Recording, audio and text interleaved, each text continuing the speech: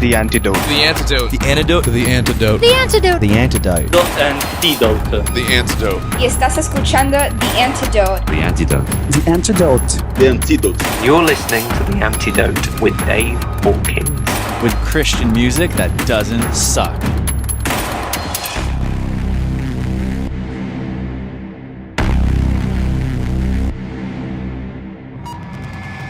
People want to know why I preach against the rock and roll music. Well, it's a contributing factor to the juvenile delinquency of today's youth. The reason I believe that is that it just gets in you. It's something about it. It takes a control, and it just drives people wild. It makes people feel lost. And I tell you what it is. It's just a beat. And that beat just gets in there, and then it drives you wild. It's a beat. It's a beat.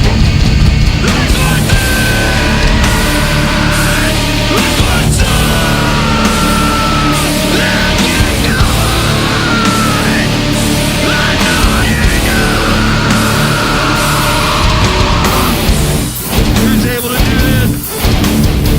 Who's able to make it? Not found able. No one has wanted to.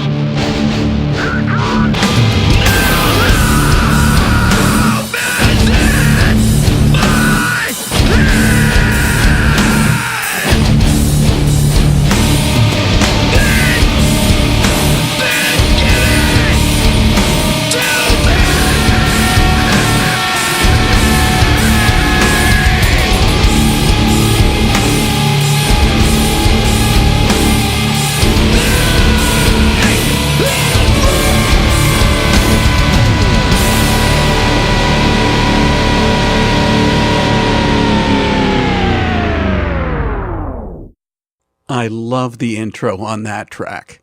The end is now from To Live as Sons. And I hope you never have to endure hearing one of those preachers telling you that you're going to burn in the fiery pit for listening to awful music. Well, there's no worries about ever hearing that kind of statement coming from the Antidote. To Live as Sons is just one of the artists found on a record label that carries a wide range of music.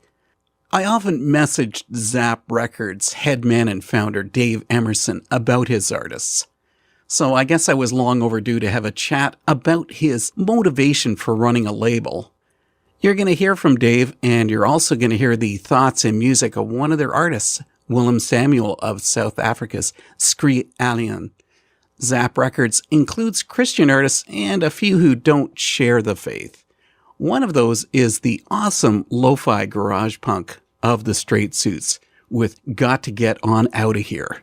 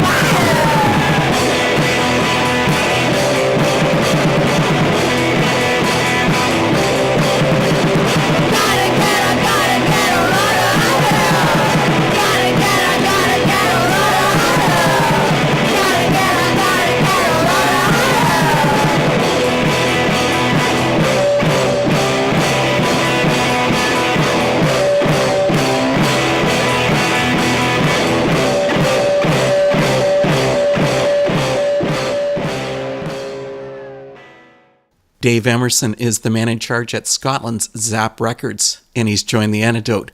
Good to finally have a chance to talk to you, Dave. Great to be here, Dave. Thanks for having me. I first came to know about you during an interview I had with your old bandmate, Don DeNecker of the Old Timers. Love that guy. Nice guy, great punk band out of South Africa. Has punk always been your thing? Not always, but for a very long time. I grew up in a house that was like really musical, you know, like there was always kind of music on. My parents listened to, like, I had a really eclectic taste in music, like all sorts of different stuff. So I kind of grew up listening to lots of different stuff, and, you know, we listened to what was on the radio quite a lot as well. But I always had like a longing for some form of music that I hadn't come across yet. It sounds really strange, but basically when I was 16, I discovered punk and realized that this was the music that I'd been searching for, basically. And it stuck with me ever since. You should explain about the Old Timers. You guys had the craziest band setup. Yeah, I think it's one of those cases of, you know, kind of make do and mend. There wasn't anybody in the town that I lived in that was really into punk or anything even remotely, you know, hard music, shall we say. So I was introduced to Don through a mutual friend who lived in Cape Town, and actually was able to kind of go to Port Elizabeth and visit him and his family. You know, we both just absolutely loved punk, and, you know, specifically kind of the JCHC movement and Christian punk. And yeah, like he started to send me these demos, and I was like, man, this is pretty good. Do you mind if I, you know, make an attempt at putting some vocals on some of these songs? And he was like, yeah, go for it. So that's how it started. We just were playing around with demos, and we made the you know, the kind of first Old Timers demo, which was called Punk's Not Dead and Nor Are We. And then Thumper Punk Records picked it up somehow. A friend of a friend of a friend gave it to Dave Aaron, and before you know it, like, we've been offered to make a full-length album. And we lived 12 hours away from each other, so he would just demo all the songs and then send them to me, and I would record my vocals to them, and then we would send all the raw tracks over to Seth Idle in wherever he is, Boise, and he would do all the mixing for us there. So That's yeah, insane. like all over the world. So basically, if programs like Dropbox didn't exist, we wouldn't have been able to do the Old Timers, because we were all kind of like putting our different wave files in there, and then Seth would get them from there and mix them, and yeah.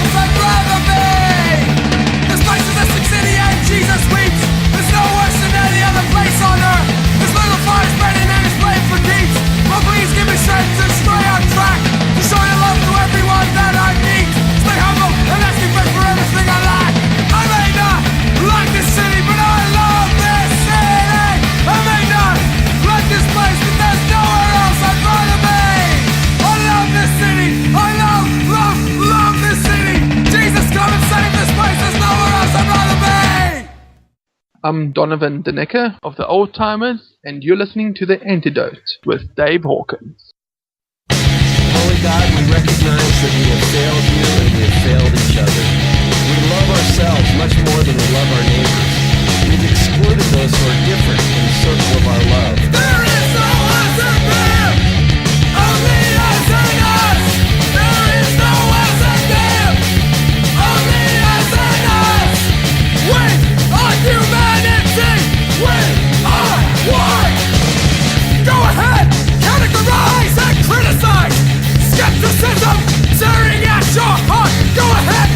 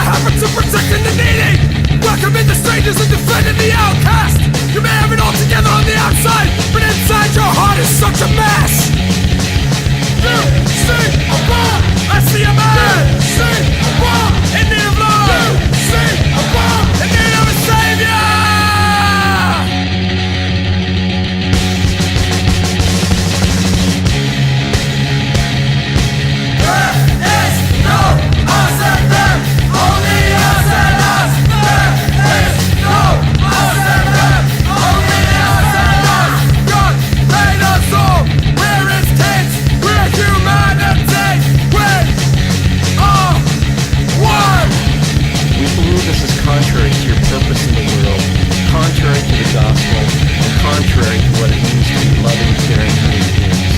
Grant us wisdom to discern the right path forward and the strength to walk in it. Amen. We got into Dave Emerson's punk roots with some tunes from the Old Timers. I love the band's music, especially those two. First up was my favorite, This City, then the insightful Homeless Friends. And here's more of my talk with Dave. You were in South Africa for quite a while, but then moved back to Glasgow. That must have been a huge cultural switch. Yeah, it was pretty intense both ways, to be honest. It was really intense moving to South Africa. Obviously very, very different culturally. I think the thing with South Africa is it's not just one culture to get used to. There are, multiple cultures existing alongside each other that you had to kind of try and get your head around. All of them completely different to what you're used to. So that took a while to switch over to. And we were always the outsiders, that's just kind of the nature of it. But that was kind of a cool place to be because it gave you the kind of liberty to be the weird outsider who made silly cultural mistakes and people kind of forgave you for them, So, you could kind of be the outsider guy who could kind of bring different perspectives and stuff. So that was cool. So yeah, we were there for 6 years and that was an excellent time. And then we moved back and that was also a huge cultural shift for us because obviously we had gotten used to some of the things that were normal in South Africa. And obviously in the 6 years we'd been away, things had changed here quite a lot. So you're kind of coming back and you're having to kind of figure everything out and how things work again. So yeah, it was intense, but it was great. It's a wonderful experience and I'm glad that God gave us that. Nice. The reason I asked earlier about your music roots is that ZAP Records breaks the trend of most independent labels. It doesn't focus on any one genre. With your background, though, I would have thought that you'd be including only punk bands. Yeah, I think how that happened was I kind of dabbled with ZAP Records like years ago, like, I don't know, 2003-ish. But it was just, something that never really took off. And when I thought about kind of really rebooting it and starting again, it was kind of early 2015. And it was really just out of a desire to help people who I was friends with, who I knew had really good music, but they didn't know how to get their music out there. And like through being in the Old Timers, I'd gained quite a lot of experience about, how kind of the internet-based kind of world of music now kind of works, net labels and that kind of thing, and digital distribution through things like iTunes and Amazon and, Spotify and things like that. And I just had a desire to help some of my friends to get their music out. The people that I had that were friends that were making really good music, they weren't making punk. They were making kind of folk and indie and garage punk and stuff. And, so I just kind of started it to help people that I knew that were making good music. So I didn't want to be too, focused on one genre at that point in time. And that's just kind of the way it has continued to be. If you're a regular to The Antidote, you might recognize what's coming up with the hardcore funk of Easter Teeth on Play the Harp, Throw the Spear. I also have a band who made it to number 4 on The Antidote's top 10 list of 2017, October Bird of Death with Fire in Those Eyes. What is more sad? I said what is more sad? I know what you're saying, I know all your schemes. No place is as lonely as the soul of a failing king. I hear what you're saying, I know what you don't. What good is my thousand if he has that thousand more?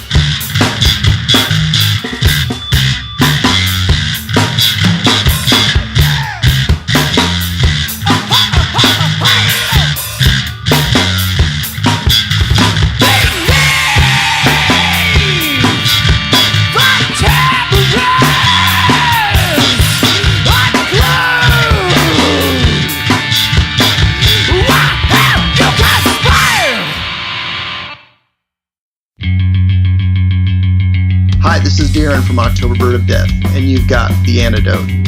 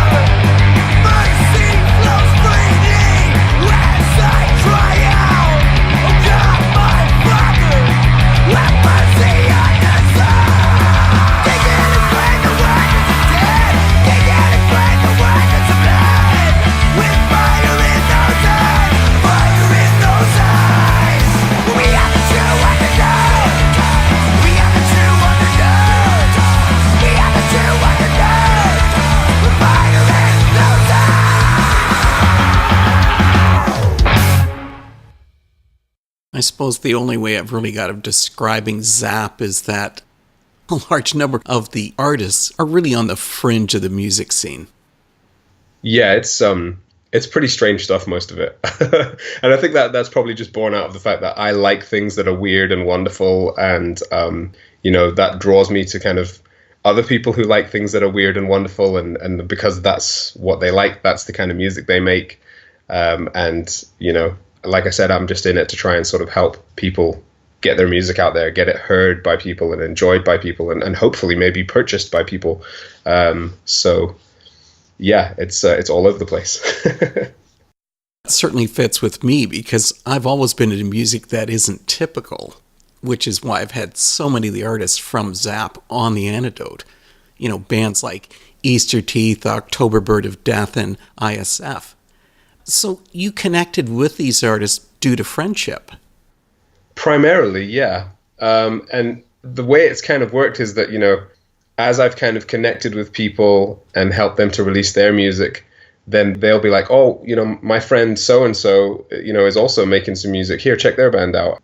So, the circle kind of grows wider as time goes on, because each artist that kind of comes to ZAP usually has one or two people that they kind of think, oh, they might fit on ZAP too. So it just kind of grows that way.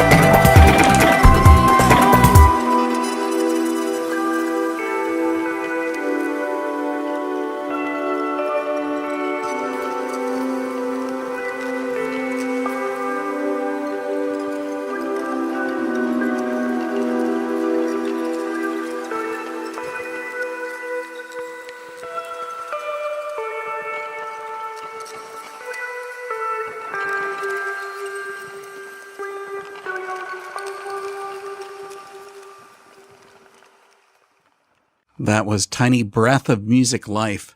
I've really been grabbed by the music of Captive Portal. The band has described their sound as an experiment with ordinary musical preferences by integrating everyday sounds, acoustic instruments, analog tones, and natural voices while utilizing a digital construction in a modern era of electronics. It's time to split away from the Antidote's talk with Dave Emmerson of ZAP and move on to one of the label artists, Willem Samuel of Skree Alleen. He doesn't fit the typical Christian artist profile, but you'll understand where he's coming from during our talk. Willem Samuel performs as Skree Alleen, and he's brought his music to the Antidote. Thanks for coming, Willem. Great to be here, all the way from South Africa to Canada. That's right, we just had lunch and you're just about ready for dinner. I just had dinner, so I'm actually thankful that you were a bit late finishing a meal, so I'm good. You know, I have to tell you that this is probably one of the most difficult interviews I've ever had to prepare for. With you being from South Africa and your song lyrics are all in Afrikaans, everybody knows that I have no ability with languages, so I used Google to translate the band name. This is bound to be wrong, but it came up with shout only. What is it that you're shouting about? Oh, that's actually great. I like the translation a lot more. I would have translated it quite directly as scream alone, but shout only is actually, I might actually use that as my English, straight up English translation. That's great. It's an old band name that I came up with, when I was in high school. And never got to form that band. I've been a bass player, and if you've been a bass player, bass players never form the band. You're always the guy that sort of other people ask you to be in their band. So this band was for me to do my own thing, and so I just always had that name. I think I just picked it because for years I was trying to come up with clever things and catchy titles for music groups or for pop groups or whatever. And I was just like, well, let's just use this one. So, and I also think I've rediscovered sort of some of my punk roots. And, I think the time when I thought about the name, that was the kind of music that I was listening to. Well, this definitely isn't punk music, what you're putting out. I'm not sure what it is. Well, let me put it like this.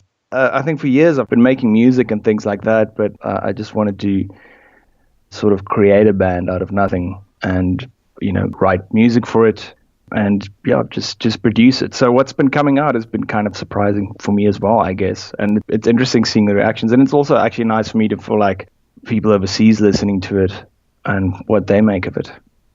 And that's where I had a hard time because, again, back to the language issue. You were kind enough to send me a loose translation of it. Now, I often have artists on the Antidote whose songs are dark. Yeah. And I wouldn't say that about Skree Alleen because it goes past being dark to being morbid. The songs on your EP are about death and bad relationships.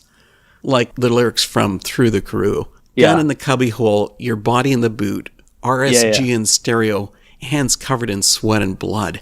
Where did that come from? That's literally the first Afrikaans song I ever wrote. I'm in my 30s now. I was 19 when I wrote that. This project of mine is an attempt for me to make a catalog of music and songs that I've written over the decades and years. And it is verbatim what I wrote back then. And I've always kept a good record of things that I wrote down or that I've drawn or whatever. And the visuals, that's why I also did the music video for it, because I already had all the visuals. So it just seemed like quite an easy thing to start off with. So the songs that you're listening to, the reason why I think of them as punk is they were written early 2000s. So I was still into punk and all that. So they were written at that point. So I always heard them in my head like that. But I think as time has gone on and the way I'm recording and things like that, it comes over a bit differently. The darkness was just where I was at that time. And I made like a kind of a game I always play about sort of what do you rewrite or what do you rework and what do you actually just leave and just present it as it is. So at that point, I think it's very dark and morbid. I've always been like that, though. I think sometimes when people, especially like I think in my art or the things that I draw or write about, people see a kind of a darkness, but that's always been fun for me. Like I've always liked skull and bones more than I've liked, photos of cats, for instance. It's just, it's for me, it's almost like you choose a specific kind of color or a specific kind of brush. You're like, I'm going to be a painter, and these are my tools. And so I think when it comes to the stories and to the lyrics, there are certain tools that I use and that I go for. And I think that these kind of dark imagery, it's a comfortable area for me. I think that's why I use it. It's not like I'm sitting morbidly and like obsessing and, but ideas that make me laugh or that I think are funny or cool are usually from on the darker side of the spectrum. That's just who I am, that's me.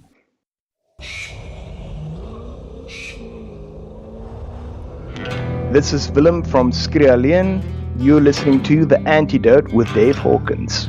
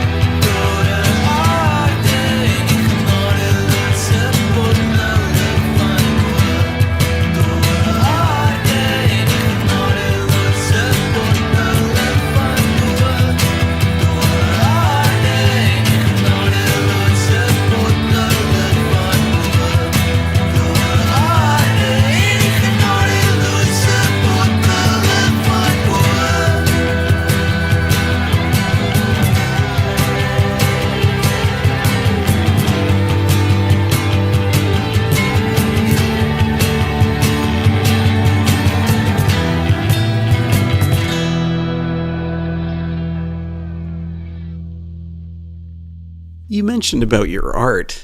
There is more to Willem Samuel than just your music. You're actually best known, well, I guess not just for your comic art, but for using all different mediums. Yeah, so, I mean, Skree Alleen, it is a band and it is serious, but I see it more as an art project. I mean, I'm approaching the thing conceptually. Like, I was in the UK for a long time and I did a graphic novel called Mengelmoes, which is even more unpronounceable than Skree Alleen. So I did a comic book while I was there, but I found comics was quite inaccessible. And on the other hand, I did like animation. And then I was like, I always had this, I've been writing music since I was a teenager. Since I picked up a guitar, like one of the biggest joys for me is writing music and composing and making things out of nothing, That's one of the greatest things about being an artist, being able to exercise that gift or that talent.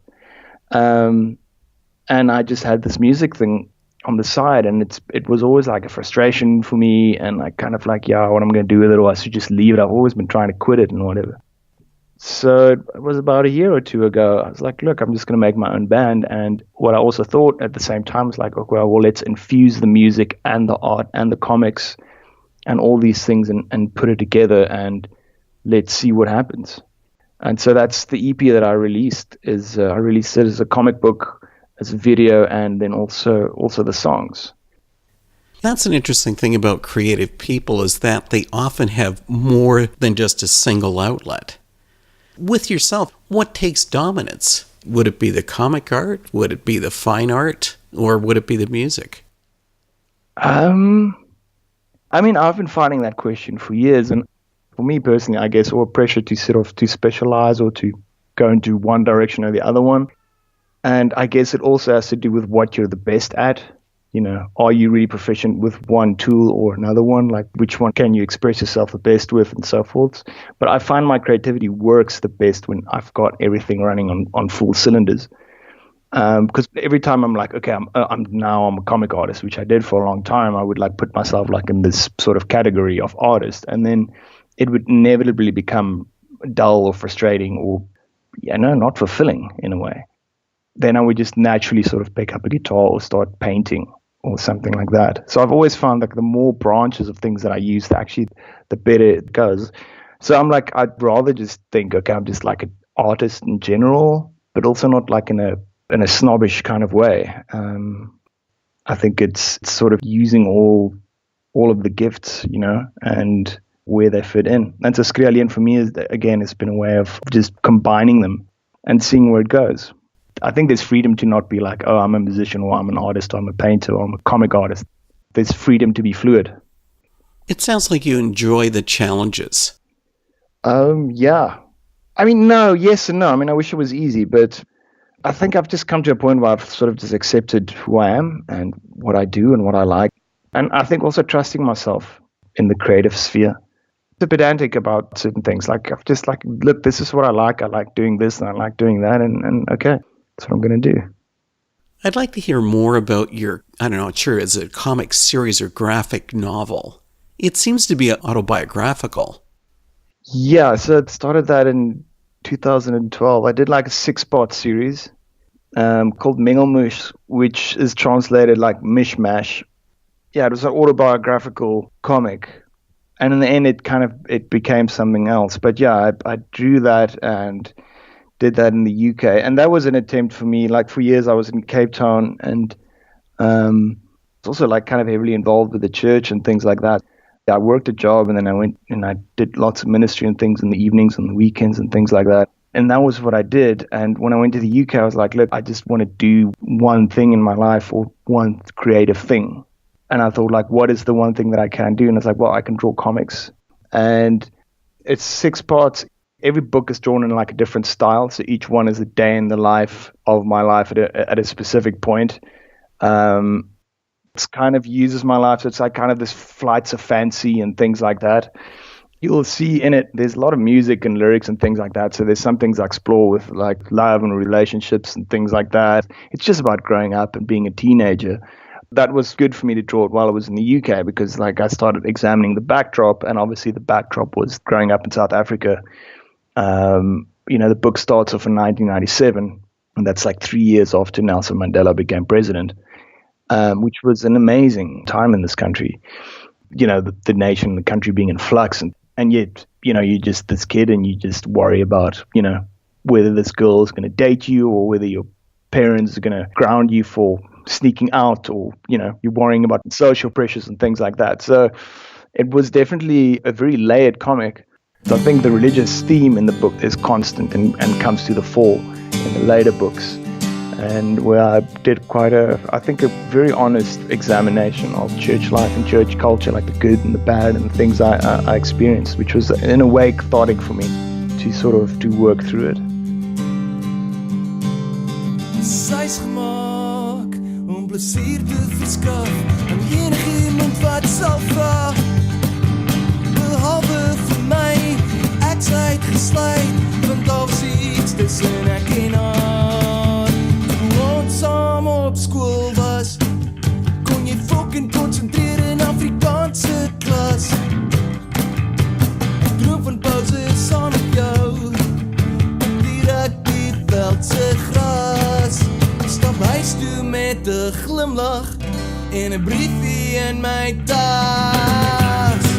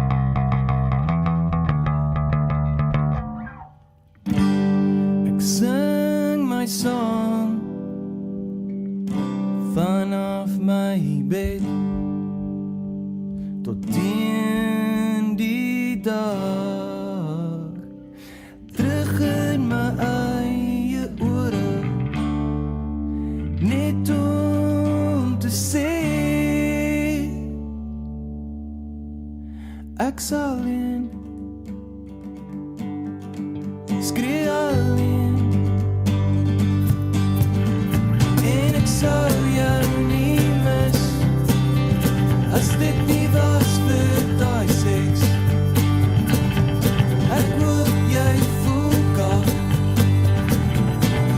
op jou wedding dag.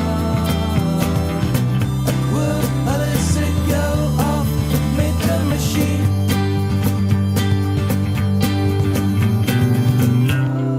Dinge gaan in sirkels en ek gaan net weer jammer sê en jy sal aanhou om spesiale dinge te maak.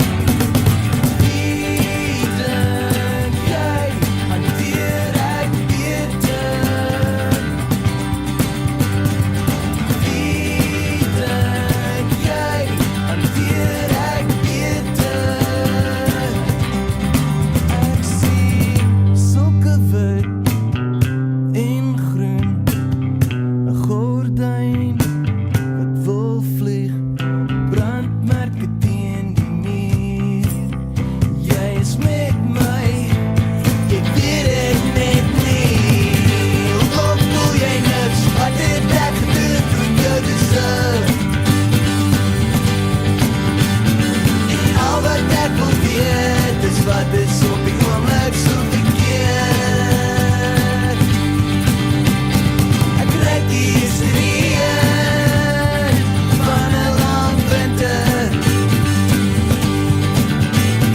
en al wat ek kan doen is maar vasklou vir die somer.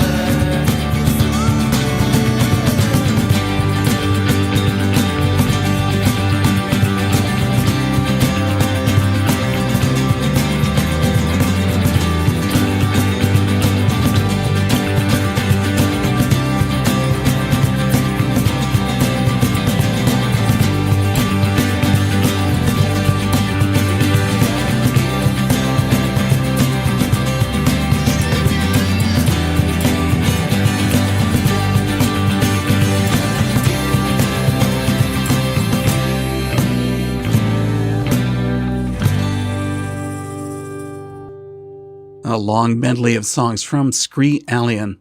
The Antidote isn't finished with our talk with Willem Samuel or with Dave Emmerson of ZAP Records.